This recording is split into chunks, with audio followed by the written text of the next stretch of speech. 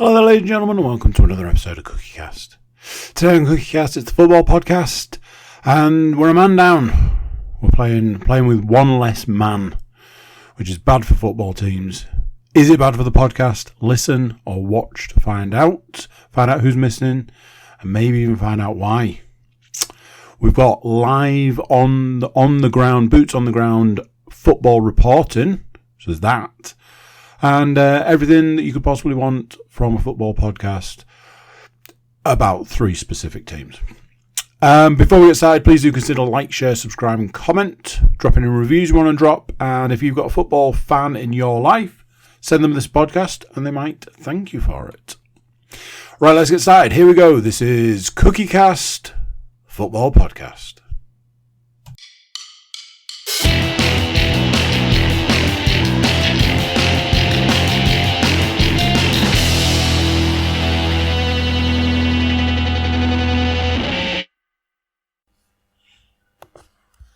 Recording in progress. That sound, ladies and gentlemen, is the sound that we all long to hear every week. The sound that notifies you that you're about to get some high quality football chatter in your ear holes and in your eye holes, not yet in your nose holes or your mouth holes. Because YouTube hasn't got to that particular stage yet, but it's probably in the works and will be coming in a few years' time. Let's be honest. Technology is getting that good. Welcome along, ladies and gentlemen. It's the football podcast. I'm not alone, as has been stated before. If I was here just rambling to myself, I probably would have been carted away a lot sooner than now. But I'm not alone. I am joined by the innovator, the creator, the father of the CookieCast podcast network, as it were, Mr. Andrew Cook. How are you this week, sir? I mean, just absolutely phenomenal. It's fantastic being here. It's fantastic being a part of it. I don't really know what else to say. It's a pleasure, a joy, and a pleasure for me. I don't know if there's anything else more to say there. You've summed it up perfectly. We are normally a podcast of 4, however, we are only a podcast of 3 this week. He's unable to join us again. Mr. Matthew Moore, sadly, has fallen by the wayside, but he has made some predictions, which we'll get to later on. But from the East Riding perspective, we are joined by Hull's finest, Mr. Stuart Woodmansey. How are you, sir? Well, we'll get to that, shall we? No spoilers for later on. We will indeed get to that as our last roundup from Week 14. But we do start Week 14's roundup. Oh, actually, before I dive in, obviously at last time of recording, Middlesbrough's managerial situation had been done and dusted. Nottingham Forest, for some inexplicable reason, had not signed anyone or made changes to their staff. But the Hull City managerial position was still up for debate and up for grabs. I believe, as of last evening, or yesterday evening is probably the better England to use there, that situation may have changed, Mr. Woodmansey. Is that correct? Not officially, but it's all but now. So, yeah, we mentioned on the podcast last week that former player Liam Rosenior was linked to the job, who'd had a stint in caretaker charge of everybody's favourite Derby County.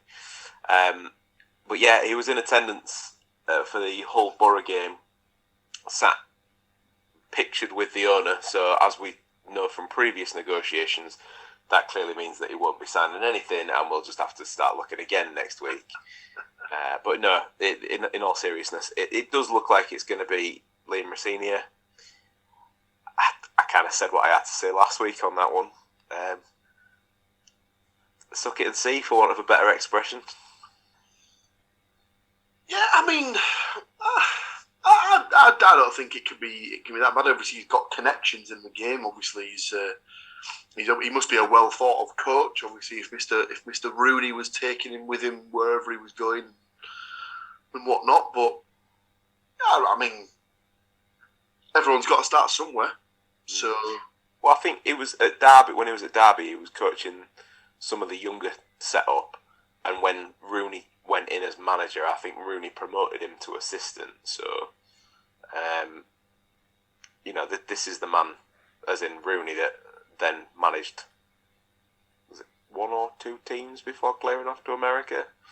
So, I personally, you can probably tell, I'm not over the moon about it, but it's very much fear of the unknown at the moment. So we'll just see what happens. I mean, he'll probably come in. He'll probably want his own ideas, his own staff behind him. I imagine he's got signings in mind that he'll potentially have looked at across the board. So, I think that may be difficult. I know that from what I've been reading on the reports, part of the reason that he'd gone up yesterday, not to date it, but I just have, was that the sort of the last points of the negotiations were regarding backroom staff. So yeah, he's clearly got that in mind. I would hope that Dorse gets to stay on somewhere, because I don't see any problem with him there. But yeah, I think it's disappointing, or it feels disappointing to me, because albeit, yes, they have been sacked from one job, there seems to be, at this point in time, a few higher profile managerial candidates maybe floating around, and they went from a guy with European experience who was all but signing on the dotted line to a guy who's just finished managing a League One side. So it very much feels like one end of the spectrum to the other. But again, I'll have to keep coming back to it. You know, if he ends up with a winning percentage of games in charge by the time he's finished, nobody will give a toss. So we'll see. Exactly. Watch his space. You never know.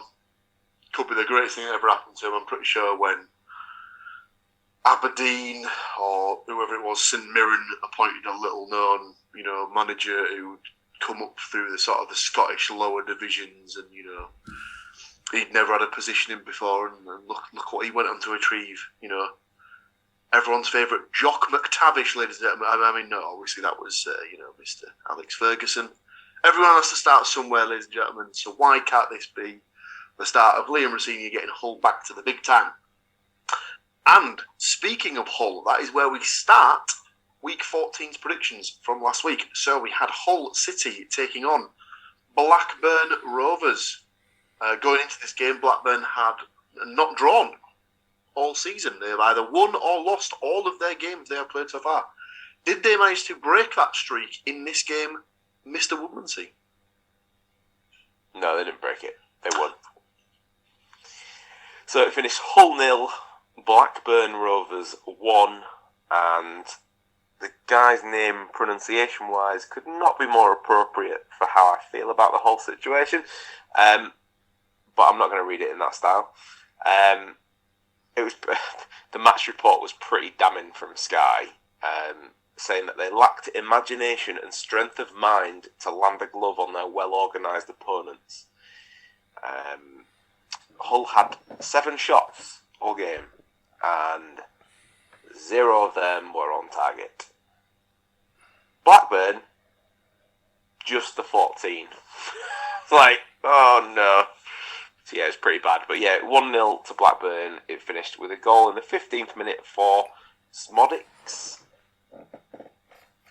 Smodics, indeed. I believe he came from Peterborough United. So, 1-0 Blackburn Rovers. They continue their streak of no draws yet this season, which is remarkable to say we're 15 games in, 16 games in, 18 games in, well, now. So, predictions-wise, Mr. Cook, ever the optimist, had gone for a 1-0 Hull City win. Right score, wrong way round. So Estepinian to score for half a point, yeah? Right score. I mean, we could start adding points for, correct goals scored in match. But then we're going to start getting into really weird territory and stuff like that. But I tell you what, listeners, viewers, let us know if you want it thrown in there as an extra point. Just let us know, and we'll make it happen. by how well that we sometimes do at the rest of it, you could genuinely get every result wrong, but with the right score and still win the week, which would be insane. Exactly. Myself, Mr. Woodmansey, and Mr. Moore had all gone for varying degrees of Blackburn Rovers wins. So 1 point there for all of us. I had got 0-2, Stu had 1-3, and Matt kind of split the difference there with a 1-2. Sadly, none of us had picked Smodics as the goal scorer. So, starting the week off after the first game, myself, Stu, and Matt on 1 point. Mr. Cook yet to get off the mark. We move to the northwest, where Preston North End were taking on Middlesbrough in Michael Carrick's first game in charge. And this could not have started any better, with Chuba Akpom opening the goal scoring in the first half. Sadly, Middlesbrough could not get through to half-time with the goal lead intact, as Emil Rees managed to pretty much take the net off with his equaliser. I don't think I've ever seen a shot hit that hard. It was unbelievable. He sort of sat up nice from the edge of the box, and he absolutely, for want of a better phrase, twatted it in. Seriously, if the keeper had got behind it, he would have either knocked him out or he'd have broken a hand or something like that, because that was travelling, boys. Stayed 1-1 until the 90th minute, when Preston got a free kick on the outside the box. The ball was fed in, and as has seemed to happen on far too many occasions this season, the Middlesbrough defence was found wanting, and Story rose to nod in a last-minute winner. So, not a great start for Mr. Carrick, sadly. A 2-1 defeat in his first game as a permanent manager. Predictions-wise, both Stu and Andy had gone for Middlesbrough wins. Andy, 1-0, 4s to score. No points there, I'm afraid. Stu had gone for 2-1 Middlesbrough with Howson. I'm on board now, Andy. Half a point, please. Didn't take long. I'm starting a movement. Telling you, if the people want it, we'll make it happen. We'll make it happen. So, no correct points for the score. However, Mr. Woodmansey does get himself a couple of points by having Akpom and Rees to score goals. So 2 points there for Mr. Woodmansey. Mr. Moore and myself had both gone for 1-1 draws. No points there. We had both picked Rees to be the goal scorer for Preston. Point there. Mr. Moore had gone for Watmore to score for the Borough. I had gone for Akpom to get the goal. 2 points for myself, 1 point for Mr. Moore. Your running total, myself and Stu on 3 points, Mr. Moore on 2, and he's still yet to get off the mark for this week. Will he get off the mark with the Arsenal versus Nottingham Forest game? Now, obviously, our Nottingham Forest contingent is conspicuous by his absence. Therefore, he cannot break down this game. Sadly, I cannot break down this game either, as I have yet to see the highlights. Have you seen any of this game, Mr. Woodmansey? I've not seen any of it. Out of respect to Matt, to be fair, that was exactly my reasoning as well. I do have the list of. I've got the list of goal scorers. Don't worry about that, sir. So, okay. Sadly for Mr. Moore, this one finished Arsenal 5, Nottingham Forest 0, with goals from Martinelli, 2 in his first appearance of the season for Reece Nelson. Thomas Partey got in on the action, as did Martin Ødegaard. Predictions-wise, Mr. Cook, ever the optimist, you've got to love it. He'd gone for a 1-0 Nottingham Forest win, with Johnson to score. That's no points right there across the board. Myself, Mr. Woodmansey and Mr. Moore, varying degrees of Arsenal wins. Stu had gone 2-0 Arsenal with Nketiah and Partey to score. 2 points. Mr. Moore had gone 3-1 Arsenal. Jesus to get 2 and Martinelli to score. 2 points right there. I had gone 3-0 to Arsenal. Apologies, 3-0 to the Arsenal. With Jesus, Martinelli and Ødegaard to score. So 3 points there for Mr. Williams. I take the lead with 6 points so far. Mr. Woodmansey has 5 points so far. Mr. Moore, 4 points so far. Mr. Cook, sadly, yet to score. We come to our final game of the week, and it is the first of 2 podcast derbies, unless cup games do come into effect, which can happen in January. We'll have to wait and see. But we have Hull City taking on Middlesbrough. Now, a member of the podcast was live in attendance for this game. Isn't that correct, Mr. Williams? Yes, it is, sir. You're absolutely correct there. It was indeed I that went to the game. Were you able to watch this via the medium of the Sky Red button, sir?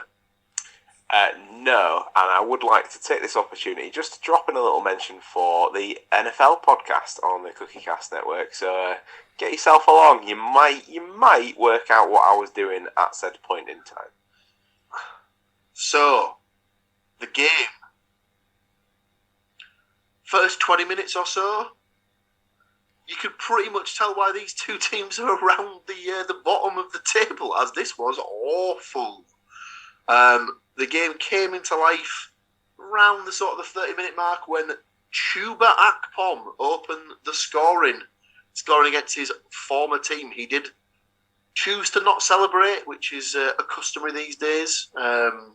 The opening exchanges, Middlesbrough just about had the better of it. Chuba Akpom himself he had an effort that was just they just flashed wide of the post.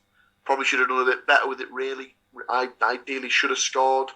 Can't remember any chances of note in the first half from Hull, to be honest with you. A couple of corners, nothing major, no great saves, like no testing of the Zach Steffen in the Middlesbrough goal. So we move into the second half when the first save of note of Zach Steffen was a point blank header from Oscar Estepina, which he just tipped over the bar. And you could sense that Middlesbrough had kind of let Hull back into the game, which was compounded when old boy rule in effect once again. Cyrus Christie with a marauding run down the right-hand side, cuts into the box, has a go with his left foot, takes a huge deflection and loops up into the Middlesbrough net for the equaliser. Middlesbrough then take a leaf out of their own book by not letting the game lie. So within a couple of minutes of the equaliser going in, they go straight up the other end and manage to get themselves back in front with a Tobias Figueiredo own goal, which at the time I was utterly convinced was a Darragh Lenihan first of the season. I was incorrect. Goal given on the referee's goal line technology watch, which I did not realise was not in play for all championship games, just the ones where they have the technology available, which sounds a little bit bogus to me. But, suppose if it's there, you've got to use it. And the game was made safe towards the end of the second half when Ryan Giles got free down the left-hand side, cut into the box and tried to square the ball across for, I believe, was Rodrigo Muniz, who made his way into the box. Cyrus Christie tried to cut the ball out and just diverted it past the goalkeeper for a second own goal of the evening. So Mr. Christie getting himself on the score sheet at both ends of the pitch. Do you reckon he realises that goal difference isn't a personal statistic? I mean, he just likes to keep things nice and even, doesn't he? Plus, I suppose it's only nice of him to score for both teams, since he's played for both teams. So it made perfect sense. The game finishes 1-3 to Middlesbrough. Thoughts? Just same old shit. I've seen some of the post-game stuff, and the comment from Andy Dawson was about they need to get on the front foot more. Well, yeah, mate, you're right. You're currently in charge of that shit show. So what the was that? Like, I'm assuming, and again, based on the limited amount that I have seen, were Hull presumably trying to play it out from the back again? So, for the entirety of the first half, Hull had one move that seemed to be the go-to, which was the switch of play from the left to Christie on the right. If that didn't come off, they had nothing else. Yeah, there was, and that's not me. That's not me trying to be flippant. That's not me trying to say, "Oh, Middlesbrough are the best team you've ever seen," and stuff like that. They basically just neutralised that. And if nothing else happened, Hull didn't have anything to get in behind. They weren't trying to move the ball across the. Well, they were trying to move the ball across the thirds and through the pitch, but nothing was happening if it wasn't for that diagonal ball into Cyrus Christie on the right channel. I just don't understand what the mentality has been for the last 4 games when they put like 4 games ago they played and won.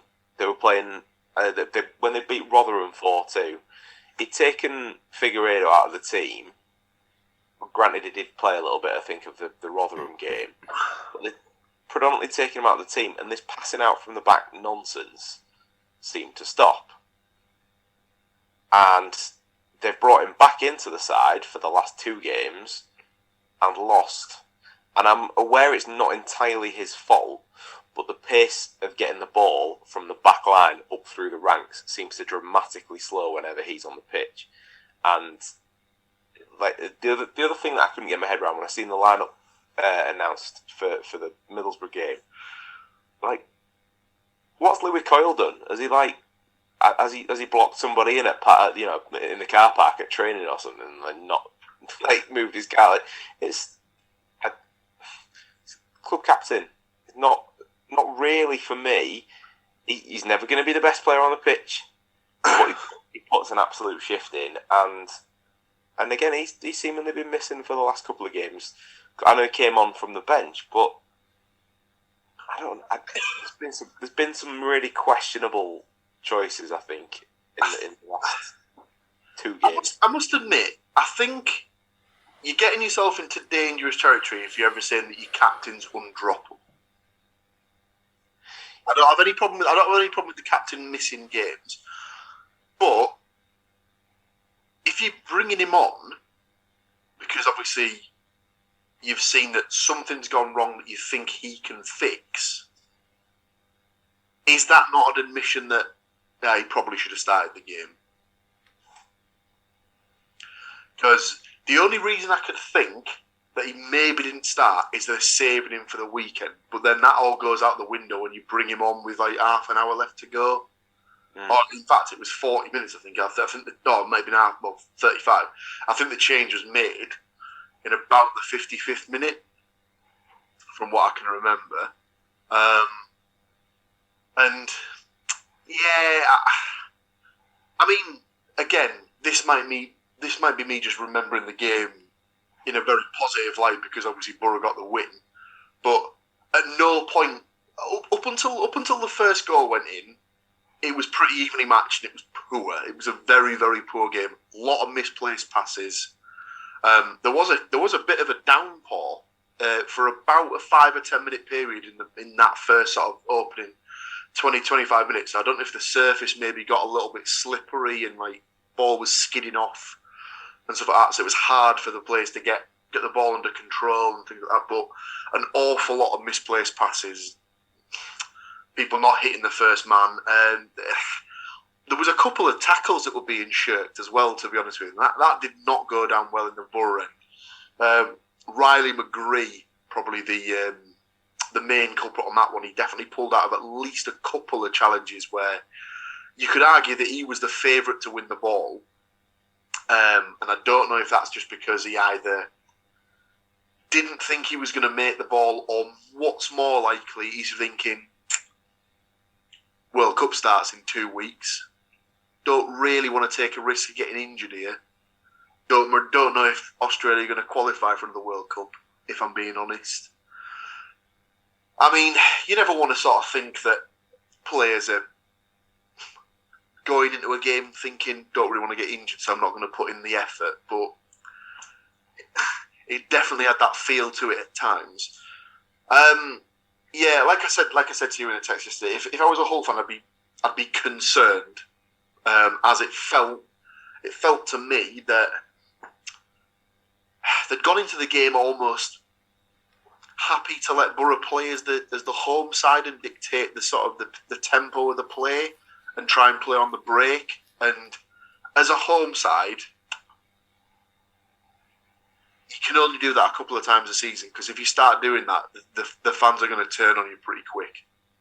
At home, you've got to set the tempo. Regardless of the team, you can't just... obviously, I get that you've got to play to certain teams' sort of weaknesses, or you've got to try and play on teams' weaknesses, but you can't really allow a team to sort of come in and bully you on your own turf.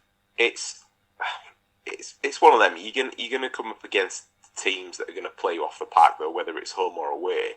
But this particular situation that Hull find themselves in at the moment is starting to just turn the corner towards baptism of fire for the new owner, because he very much came into a huge fanfare, all fine with that.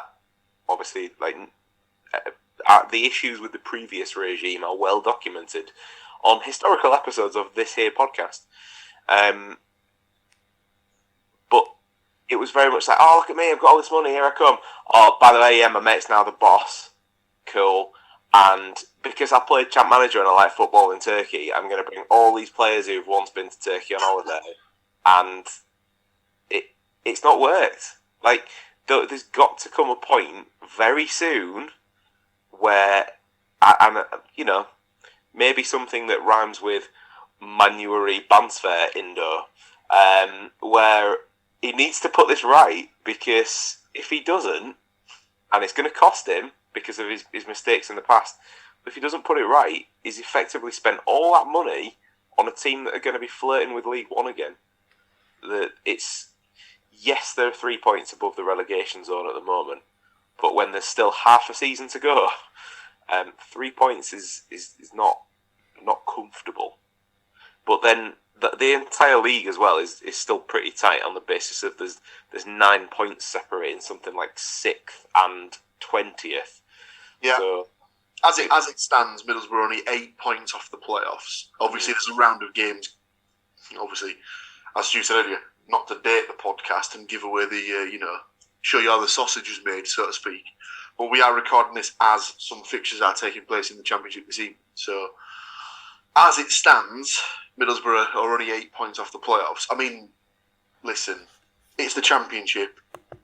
It's been the most topsy-turvy, up-down league for at least the last 10 years, if not longer. So anything can happen. All you need to do is, basically, if you can go on a run of 5 or 6 games without losing, you put yourself right in contention. And I think, obviously, it's a season like no other in the fact that you've got the big gap in the middle for the World Cup. A lot of teams are not going to lose that many players from a Championship perspective. So you're going to have at least 4 weeks to work on getting players drilled, work on shape, formation, tactics, all sorts of things. So you're going to see a lot of teams probably playing 2 or 3 different methods in the next set of games and stuff like that. People are going to be willing to try things out between now and the break. I mean, there's only 3 games left, I think, between now and the break. There's this weekend's fixtures that obviously we're going to discuss in a couple of minutes.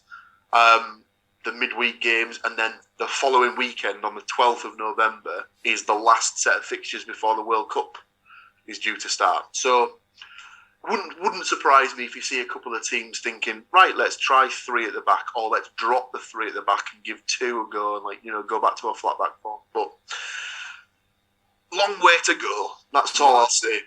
My only hope with it, not time to panic just yet, Mr. Woodmansey.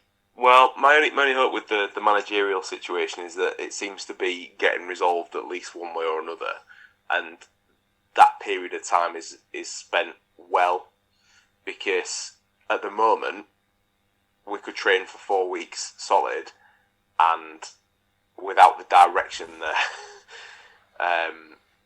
it wouldn't necessarily be a benefit. Whereas, like, we still, obviously some of the players may disappear. I couldn't even put a figure on it actually because I haven't really looked into it. But the bulk, like Paul said, particularly for the championship sides, the bulk of the playing staff will still be in the building.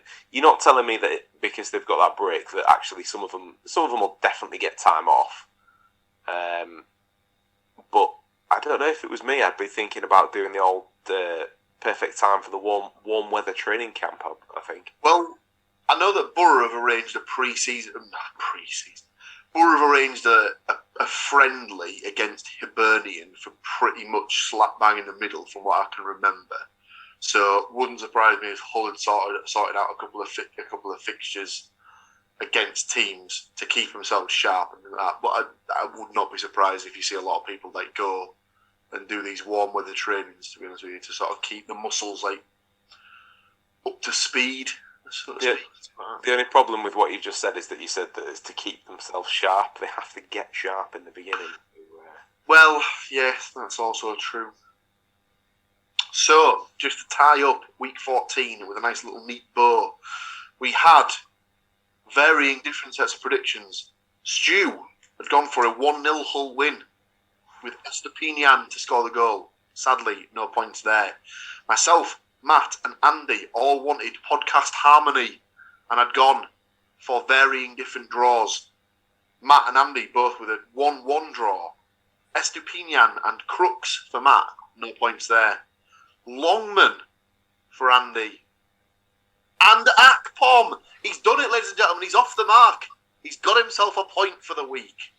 I had gone for a 2-2 draw. Tufan, who was pretty inconspicuous, to be honest with you. He was very absent from what I saw. And he got subbed off, didn't he? Say again? He got taken off, didn't he? He certainly did. Yeah, need to do a bit more than that, San, to get one over on the Borough. Yes, Tufan and Estepinian to score for me, and Watmore and Mooney to score for the Borough. Sadly, no points there. So, finishing out the week, Andy managed to get himself a point with the last game. 1 point there. Mr. Moore, 4 points for the week. Mr. Woodmansey, 5 points for the week. I do take the win, if we're calling it that, with 6 points for the week. As previously discussed, we have 6 games. Bumper week in week 15. 6 games to predict. 2 of which are replacement games that should have been played earlier in the season, but were cancelled due to the passing of Her Majesty the Queen, I believe. Correct. So we'll go through those. But before we dive into next week's predictions, we are just going to take a small commercial break. Charge your glasses. We'll be right back. This is CookieCast. This is CookieCast. Thanks for listening. Bum ba ba. Now, check out all the other amazing podcasts on the CookieCast network. Don't forget to like, share and subscribe. Now, back to the amazing episode. Recording in progress. There you have it, ladies and gentlemen. I hope you're all refreshed, replenished, and ready for 6 sets of predictions. It's not even 6, is it? It's 6 times 4. I can't do that maths that quick. 24? 24! It's 24! 24 predictions coming your way. We start the week with Premier League action. Nottingham Forest taking on Brentford. As discussed, the podcast's resident Nottingham Forest fan is not here, but his predictions are. So I will give his last, as is customary with the way we do things over here. I'll dive in with my prediction first, which is a 2-2 draw. I've gone for Gibbs White because, let's be honest, we say it every week, he has to score at some point. I've also gone for Surridge to score. Just, if it's not working, why not try something different up top? So, Gibbs White and Surridge to score for Forest. I did have Ivan Toney to score for Forest until it was pointed out to us very correctly that Mr. Toney was a naughty, naughty boy, got himself booked and is suspended for this game, so will not play. So I changed my Toney pick to Wissa and Mbuemo. There you have it, ladies and gentlemen. Mr. Woodmansey, what have you got for this? Well, when you said you picked Gibbs White to score, I was annoyed because I also have picked Gibbs White to score, and that is the only goal I have predicted. Interesting. 1-0 home win. Gibbs hyphen White.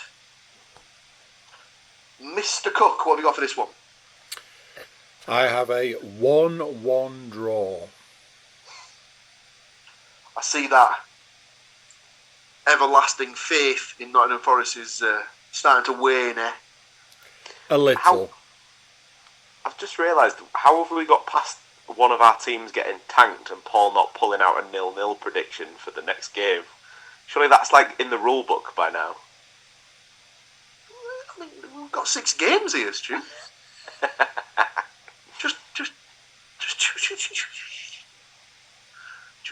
Just temper down that expectation, my friend. And just let's see what comes across.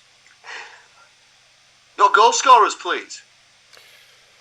Ever hopeful that Johnson will score. And I went on to the Brentford page, the website, some might say. And I found a name that I haven't seen in quite some time, but in this book, it's been seen quite frequently. So I have picked KLP to score. I saw his name, I was like, you've got to be kidding me. An opportunity to pick Lewis Potter to score once more. Yes, please. Now, I don't know what his current appearances are like. I think he's been getting minutes as a substitute. I think they've been bringing him on second half. I see. Because I think he was starting at the earlier point of the season. He was actually starting it. But, obviously, Mr. Frank not enjoying what he's seeing from old KLP. That's that first game done. 4 down, 20 to go. We move to Michael Carrick. Sorry, I dropped a part of his name there. Super Michael Carrick's first home game in charge of Middlesbrough. And it's somewhat of a podcast derby, as it's Andrew Cook's Bristol City in town, ladies and gentlemen. Seems like it's his boys, unofficially. I'll let him give his prediction first. So I thought it would come up that my boys were playing your boys, so you'll be happy to hear 2-0 to the Borough. Interesting. Scorers, please. Seeing as he seems to be getting his eye back in, it's got to be Chuba. And I say every week, because any day now, he's actually going to score 4s. Did start the game last night and looked okay. Ran out of steam a bit towards the end. Any day now, he's going to get a goal. And he scored on his first appearance and has not troubled the netminders, if you will, since. Now, obviously, as we say this, the smug bastard himself is sat there just going, "Well, I did tell you." I did tell you. To be fair, I'd want to look at his combined total minutes, and if it's more than 90, I will be shocked. So, I would argue that there's also a reason for that as well. But, I mean, yeah, that's true. In keeping with 2-0 predictions, it brings us to Mr. Matthew Moore's prediction. He has also gone for 2-0 to Middlesbrough, and he has gone for Akpom and McGree to score. Mr. Woodmansey? 1-0 Borough. Isaiah Jones. Isaiah Jones. Sorry, I got a bit distracted there. 1-0, Jones. To complete the scoring, I too have gone for 2-0 Middlesbrough. Stop me if you've heard this before. Akpom and Fours to score the goals. Oh. Certainly picking up the vibe that I was most certainly throwing down for, as I aforementioned, Super Michael Carrick's Borough. We move to London and the Den, where the Lions take on the Tigers in a battle of the jungle. Which big cat will come out on top? Sadly, for Mr. Woodmansey, I have gone for a 1-0 home win. Don't think Millwall lose too many games at home. I've gone for the Honey Man I knew that was coming. to get the goal. I'll go in with Mr. Moore's prediction. He is slightly more optimistic and has gone for a 1-1 draw.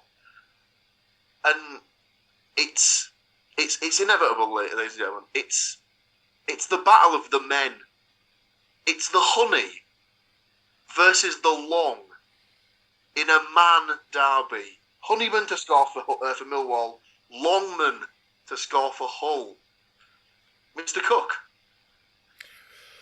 I looked at this game and I went, the smart money tells me to go in one direction, but every now and then you've got to look that decision straight in the eyes and go, no.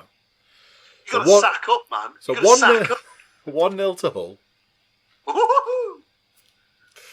I've gone with Estupinan to score. I mean, I know he's not like Gibbs White in the fact that he has scored, but surely he's got to be due. Yeah. Go on then, Stu. What's going to happen? I have a horrible feeling that this is going to be a very, very, very terrible game of shitty ping-pong head tennis for most of it, and scrappy football. I mean, none of the football purists are going to watch Millwall Hull, are they? Let's be fair. Hang on a second. How do you know Pep Guardiola's not on the touchline today at the Etihad thinking, don't really care where we are this weekend, lads. I'm getting myself down the Den on Saturday.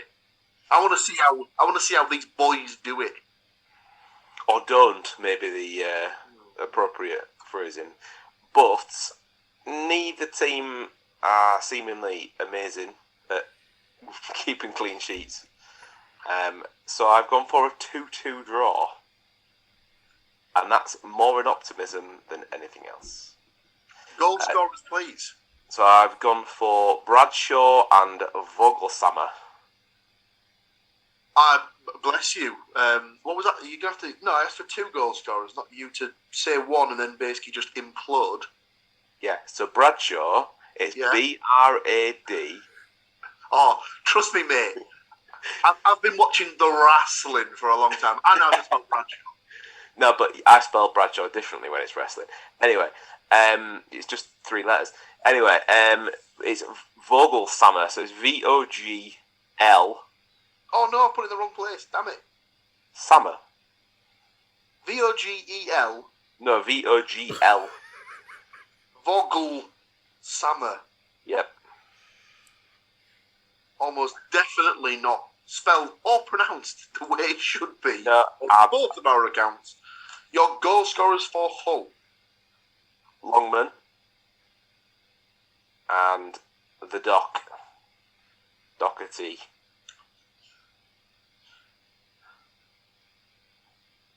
Doherty. 3 games down. 3 games still to go. The first of our rearranged fixtures sees Blackpool take on Middlesbrough. Mr. Moore has dived, or dove, if you will, straight in with a 2-2 draw. Yates and Medine to score for Blackpool with Fours and Watmore to get the goals for the Borough. Mr. Cook.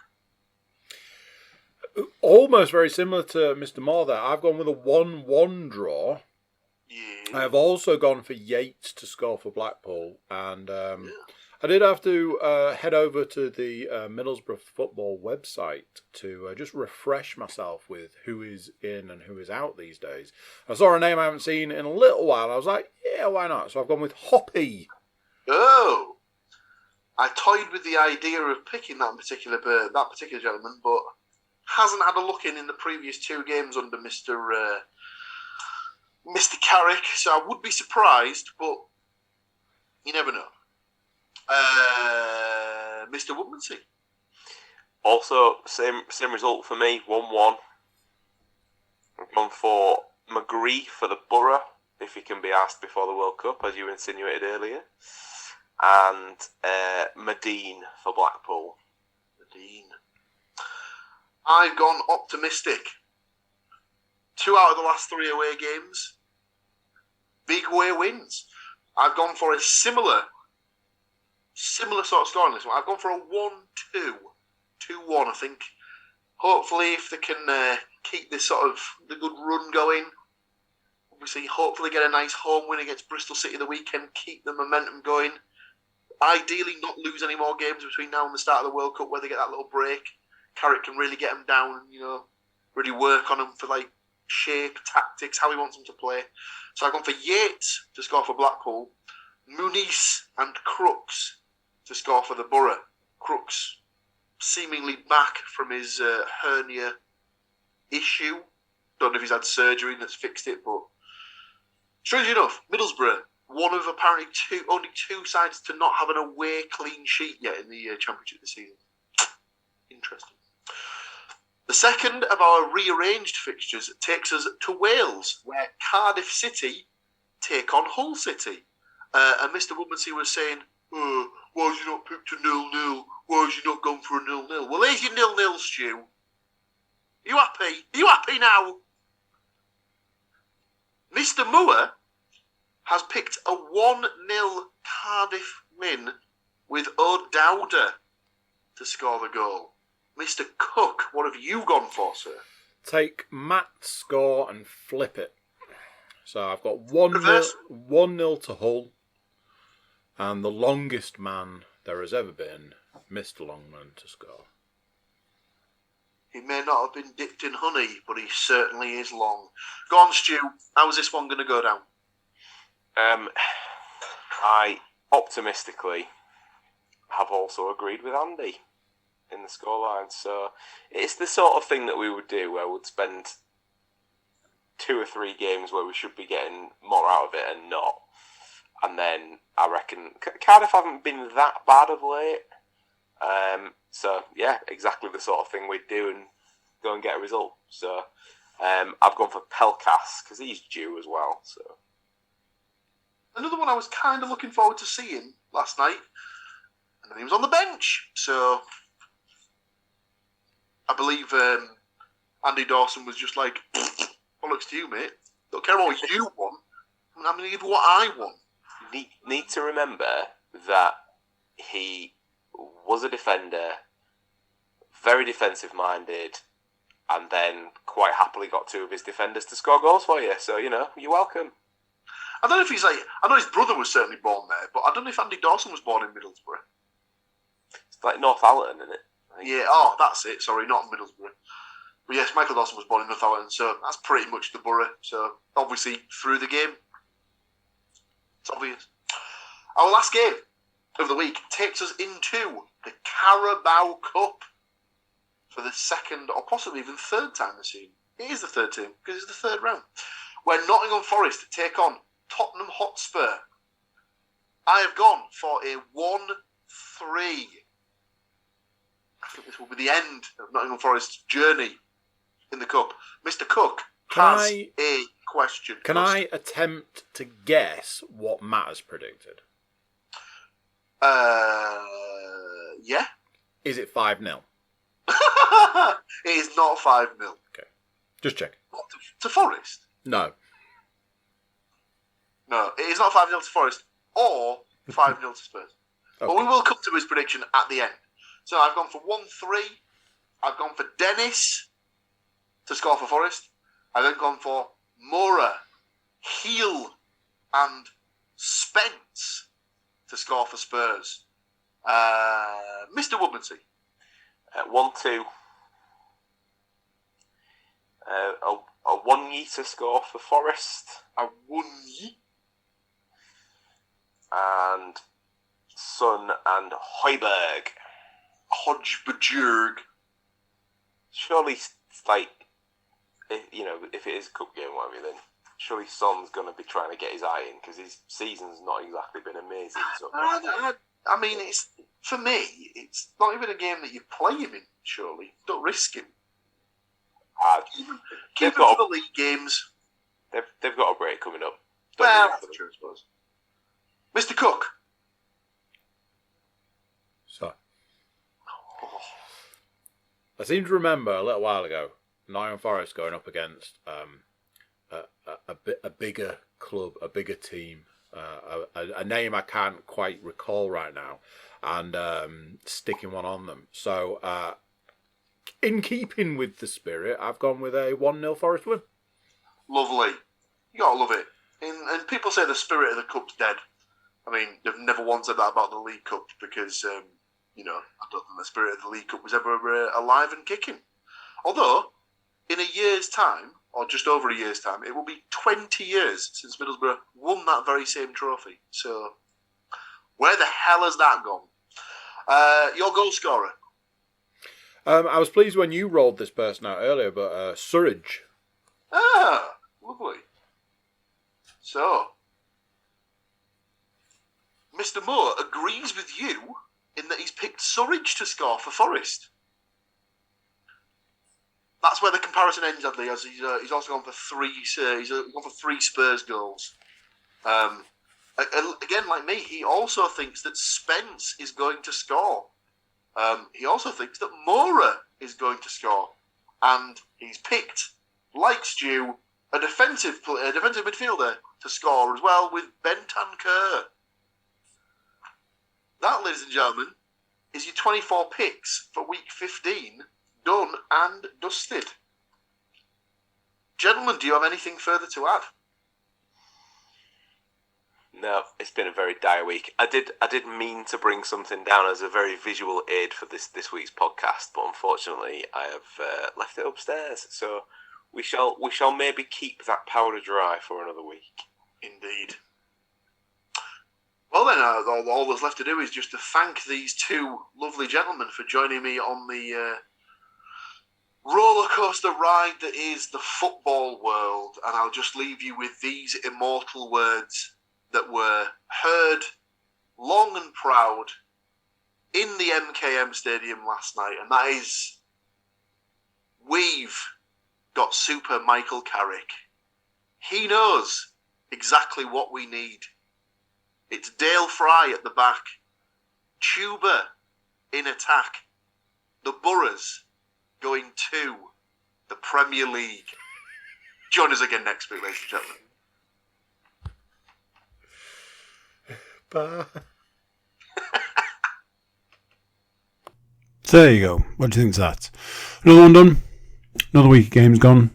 Sorry that Matt wasn't able to attend. He had prior engagements. But we can still just about do it with 3 of us rather than 4 of us. Thank you for listening. Thank you for watching. I hope you enjoyed our new segments in the middle. Look out for those coming thick and fast in the future. Before you go, please do consider like, share, subscribe and comment. Drop any reviews you want to drop. And share the podcast around. You can also check out the website. It's thecookiecast.com. Over there we've got social media links and an email button for you to get in touch with us. That's it for this one. Until next time, I'm going to say bye, and I'll see you then. Thank you for listening to these grumpy old men talk about football. If you've enjoyed this episode, please like, share and subscribe.